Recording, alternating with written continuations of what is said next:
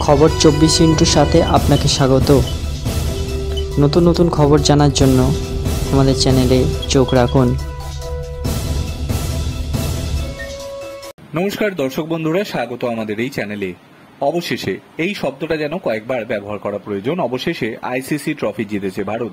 সেই আক্ষেপ মেটার পরই নতুন সমস্যা, বার্বাডোসে ঘূর্ণিঝড়। সবকিছু ঠিকঠাক থাকলে আগে দেশে পৌঁছে যেত চ্যাম্পিয়ন ভারতীয় দল, কিন্তু সেই সুযোগটাই মিলছিল না। ঘূর্ণিঝড়ের কারণে বার্বাডোসে বিমানবন্দর বন্ধ করে দেওয়া হয়। ঝড় নিয়ে যতটা ভয়ঙ্কর কল্পনার পরিস্থিতি ছিল, ততটা ভয়ঙ্কর তা হয়নি। সেটাই রক্ষে ট্রফি জিতেও অবশ্য আটকা পড়ে থাকতে হয়েছিল বার্বাডোসে। পরিস্থিতি কিছুটা স্বাভাবিক হতে চার্টার্ড ফ্লাইটের ব্যবস্থা করা হয়। অবশেষে দেশে ফিরল টি-20 বিশ্ব চ্যাম্পিয়ন ভারতীয় দল। বিরাট কোহলিদের শেষ টি-20 বিশ্বকাপ চ্যাম্পিয়ন হয়ে এই ফরম্যাটে দেশের জার্সিকে পুরোপুরি বিদায় জানিয়েছে রোহিত শর্মা এবং বিরাট কোহলি। গত কয়েক বছরে বিরাট কোহলির নেতৃত্বে নানা ইতিহাস গড়েছিল ভারতীয় ক্রিকেট দল। আইসিসি ট্রফির আক্ষেপ মিটছিল না।